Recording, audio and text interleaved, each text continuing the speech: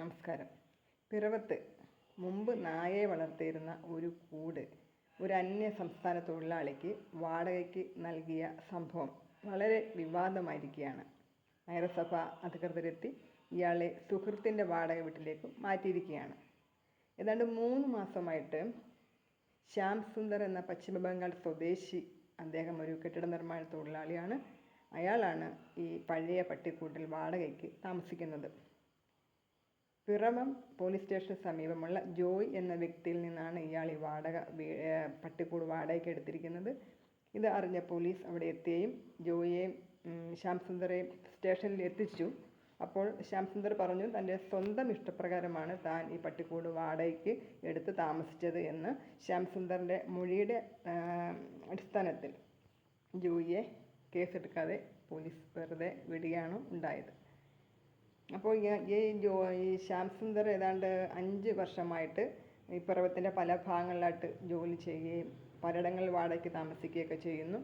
ഏതാണ്ട് ഇയാൾക്ക് വലിയ വാടക കൊടുത്ത് വീട് എടുത്ത് താമസിക്കാനുള്ള ആ ഒരു സാമ്പത്തിക ബുദ്ധിമുട്ട് ഉള്ളതിനാലാണ് 500 രൂപയ്ക്ക് ഈ പട്ടിക്കൂട്ടിൽ അയാൾ വാടകയ്ക്ക് താമസിക്കുന്നത്.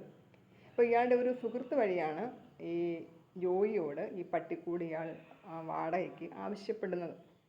അപ്പോൾ ഇതിൻ്റെ ഗ്രില്ലിലൊക്കെ ഇയാൾ ഈ പേസ്റ്റ് ബോർഡ് ഉണ്ടല്ലോ, ബൈൻഡ്, അത് വെച്ച് മറച്ചിട്ടാണ് താമസിക്കുന്നത്. പാചകവും എല്ലാം തന്നെ ഇതിനകത്താണ്. അപ്പോൾ ഇതിനിവിടെ ഈ ആശാവർക്കർമാരും കർമ്മസേനാംഗങ്ങളുമൊക്കെ പിറവത്ത് മിക്കവാറും എല്ലാ വീടുകളിലും വരും. പക്ഷേ 3 മാസമായിട്ട് ഈ ഒരു മനുഷ്യൻ ഈ ഒരു പട്ടിക്കൂട്ടിൽ ഈ ഒരു ദയനീയ അവസ്ഥയിൽ കഴിയുന്നത് ഇവർക്ക് ആർക്കും തന്നെ മനസ്സിലാക്കാൻ സാധിച്ചില്ല എന്നുള്ളതാണ് സത്യം.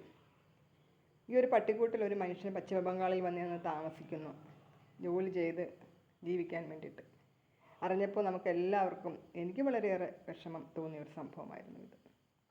അപ്പോൾ മനുഷ്യൻ ജീവിക്കാൻ വേണ്ടി എന്തെല്ലാം പെടാപ്പാടുകളാണ് പെടുന്നത് എന്ന് വീണ്ടും നമുക്ക് ഓർക്കാൻ ഇങ്ങനെയുള്ള സംഭവങ്ങളൊക്കെ വീണ്ടും അവസരങ്ങൾ നമുക്ക് തരികയാണ്. മനുഷ്യൻ ജീവിക്കാൻ വേണ്ടിയിട്ട് പെടുന്ന കഷ്ടപ്പാടുകൾ, അവനനുഭവിക്കുന്ന ബുദ്ധിമുട്ടുകൾ ഒക്കെ നമ്മെ വീണ്ടും ഇങ്ങനെയുള്ള സംഭവങ്ങൾ ഓർമ്മിപ്പിക്കുകയാണ്.